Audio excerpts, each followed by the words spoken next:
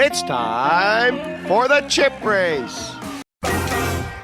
For our strategy segment this week, we welcome back Daiva Byrne. We haven't had her on in a few weeks, so it's great to have her back. Welcome, Daiva. Hi, guys. It's nice to be back.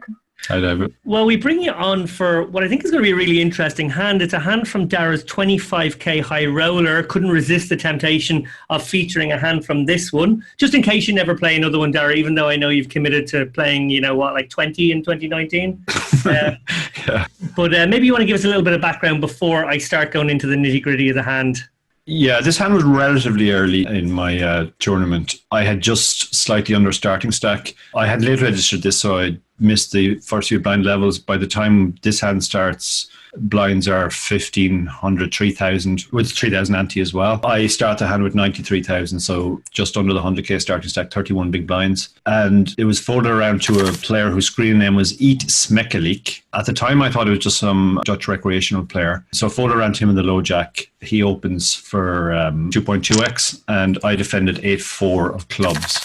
Yeah, pretty standard, I would think, so far. I know for a lot of people looking at an 8-4 of clubs defend, they might be kind of questioning whether that's wise to a 2.2. Yeah, if I'm playing against very experienced and capable player post-flop, probably I would avoid playing 8-4 from big blind out position versus a good player, and also if he's covering me as well. But versus unknown, I just go ahead and defend. Yeah, I agree with that, actually. The footnote to this is it turns out that this player is actually Steve O'Dwyer, and I didn't realize that at the time. He went on to win the tournament. At this stage, he'd already made a very good start. He had almost 3 starting stacks, so he comfortably covered me. Had I known it was Steve O'Dwyer, I would have actually folded this hand. I think I would have defended 8-5 of clubs, or 8-5 suited in general, but I wouldn't have gone all the way down to 8-4. Well, you're better than him anyway, so you should totally defend. Okay, so I defend. The flop comes down ace, 10, 8, rainbow with one of my suit. So I have a bit of something, but it's not the best flop in the world. Obviously, the ace is problematic. A lot of his other hands, 2 high card hands have 2 overs and a gut shot. So my hand is pretty weak. If I didn't have the back door, I would just check fold now. But I felt with the back door, I probably was going to have to call 1 if he bet a small size. Yeah, that makes sense to me. He has obviously got a massive range advantage here on this board. Well, you could have 8s and 10s, I guess, but you're much more likely to have drawing hands. So he's going to charge you for those, and it just becomes a case of like, how much can you afford? Maybe you can afford 1 street. I guess with bottom pair and a back door, there are a handful of good turn cards, not loads. It's also possible he might shut down and your 8 is good, although I don't see that happening an awful lot of the time. Daiva, looking at this one, do you feel Dara just is compelled to a must-call once at least, just from a minimal defense point of view? Yeah, for sure, because even although Steven has range advantage, there are so many combos in his range that are behind and that is winning with his 8s, like Jack 10, Queen 10, King 10, those kind of hands are our drawing hands and probably don't have much of a showdown. So I assume he would go ahead and bet those, so therefore Dara has to continue with the pair. Yeah, I obviously looked at this hand in PO after the event, and I mean the first thing which jumps out, which will be no surprise to anybody who does any sort of work with PO on these types of boards, is that I don't have any leads on this board. I just check 100%. So even if I've somehow flopped a set, I have to check just because the opponent has such a range advantage here. So we have to check, and when he bets, we basically just have a pure call. We do nothing else ever. Well, moving on to the turn then, a really interesting turn, definitely one of the spicy ones that I mentioned that could at least keep you more interested in the hands. Dara, do you want to take it from there?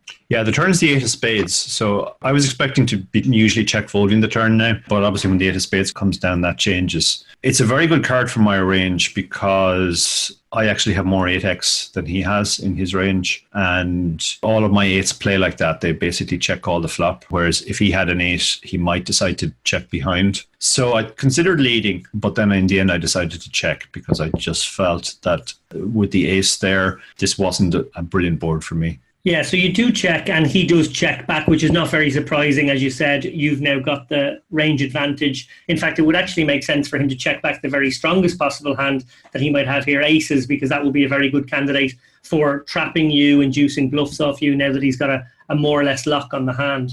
Yeah, that's true. And actually, Pio in his seat does check aces pretty much 100% of the time for exactly the reasons that you said. It's interesting looking at Pio. Like when I set this hand up, I gave myself 3 options here on the turn, which is to bet 1/3 pot, bet 2/3 pot or to check. Pio never chooses the smaller bet sizing because it doesn't really achieve much. So Pio splits between betting 2/3 pot and checking, but it checks more often. It checks 3/4 of the time and it only bets 1/4 of the time.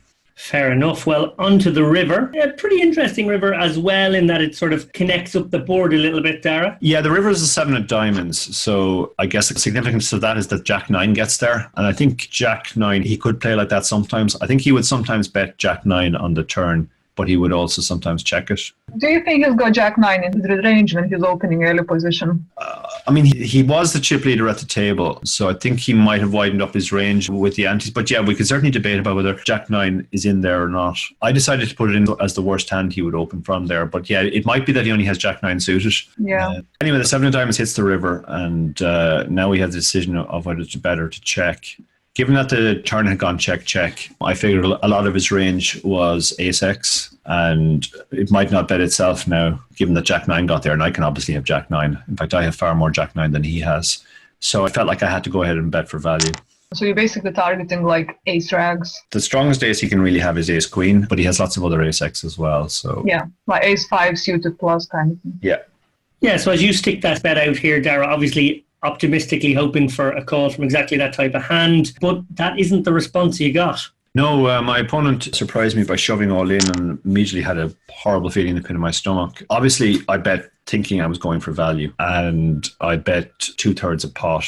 Now, before we look at my decision after I face the raise, it's interesting to look at what Pio does with this particular hand. Pio never actually chooses the sizing that I chose, 2/3. Pio usually checks this hand, which is quite interesting in itself. But when it does bet, it overbets. It bets 1.2x pot, and it splits it between betting about 25% of the time, a quarter of the time, and checking the rest of the time. I guess the rationale for checking is we have a lot of other hands that are a lot weaker on this board that we need to be able to check. So we need to have some strong hands in our checking range as well. But betting is obviously fine too. And the EV of all three options, checking, betting the amount I did, or over betting, are actually very, very close. So once we face the raise, it's a very weird spot now because he's not actually supposed to be doing very much raising at all. And I remember when the raise came in, I just kept looking at the board thinking, well, what does he have now?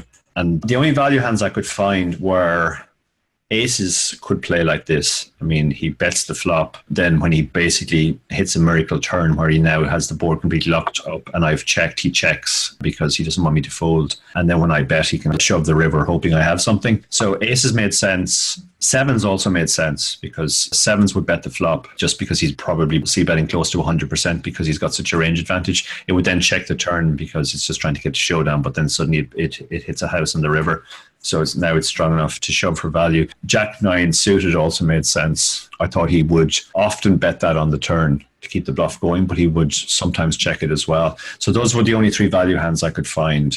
But then I started thinking about what bluffs he had, and I literally couldn't find any bluffs. I couldn't think of a single hand that would make a good bluff here. So because of that, in the end, I decided this just can't be a bluff, and I folded. Discipline fold. Yeah, it is a very disciplined fold, and it's not necessarily the GTO fold in a sense, because I suppose the way you framed it there, Dara, is that you're struggling to find likely bluffs in his range, and maybe another way to look at it is to think about what hands you represent and can he kind of re-represent the nuts over it. Now, you've mentioned the kind of nuttier hands that he can have, and absolutely may well have had one of them. In fact, most probably did have one of those, making your fold a very good fold. But then when you flip it the other way and you think from his perspective, what is he supposed to put you on and can he blast you off it? I think I'm right in saying he is actually meant to pick quite an odd selection of random small pair hands. Yeah, unlike humans, Pio will always pick the right number of bluffs.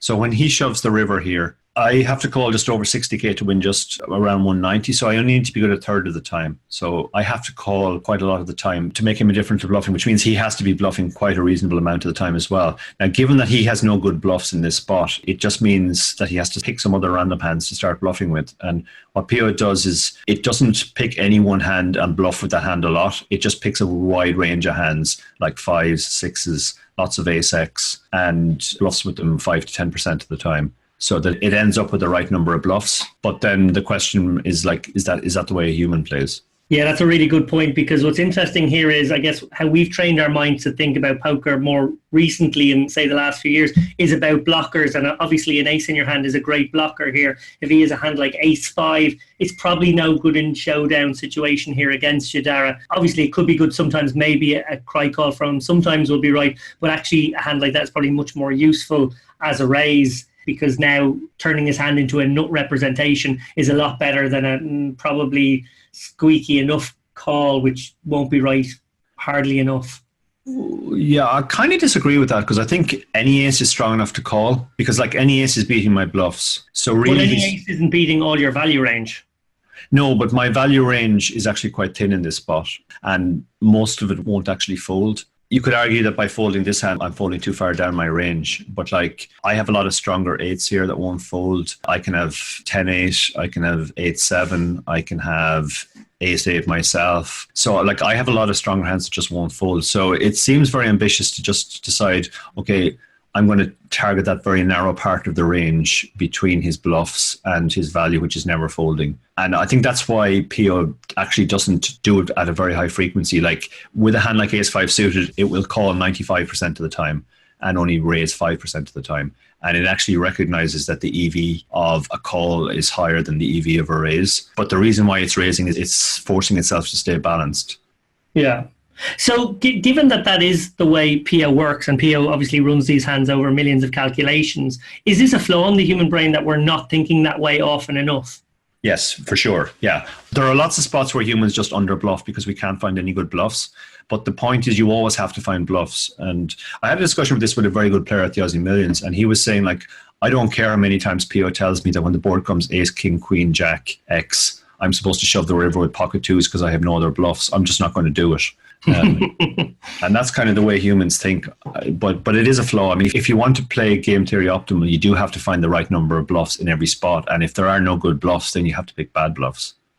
Very interesting. Well, Daiva, I'm inclined to give you the final word there. Dara has just brought up the theme of finding bad bluffs. Do you ever find bad bluffs yourself? You certainly pick them off once in a while. I'm better off picking them off and actually finding, I guess. But also finding the player who is capable of folding. That's been a challenge recently. People just love looking you up, especially like when you are a female player and trying to make them fold a better hand. But yeah, I kind of agree with Dara. I would have played the hand the same, or at least I would definitely have made a fold on the river once I get a shot from Steve, because it's hard to think of any bluffs from his perspective in that spot. Yeah, it was his first river shove as well. It was actually his first river raise, because I obviously, while I was tanking, I checked my HUD to see if he had done this before, if he had raised river bets, and he had never done it up to this point. So that also tipped me towards thinking that it wasn't a bluff. Well, fascinating hand, Dara. I really appreciate you bringing it to us. I think, it's certainly a rare treat to pluck out a hand from the upper echelons of this sort of buy-in. I know when it boils down to it, a hand is a hand, whether it's in a $5 game or a 25k, but it's hard not to let the significance of the money on the line play a little bit, at least, into the way your brain works when looking at that. I'm sure finding a fold in that spot was pretty gross, knowing that you were leaving those very expensive babies behind, but equally to have tossed out, I don't know, another 15k of equity to try and look them up would have been hard as well.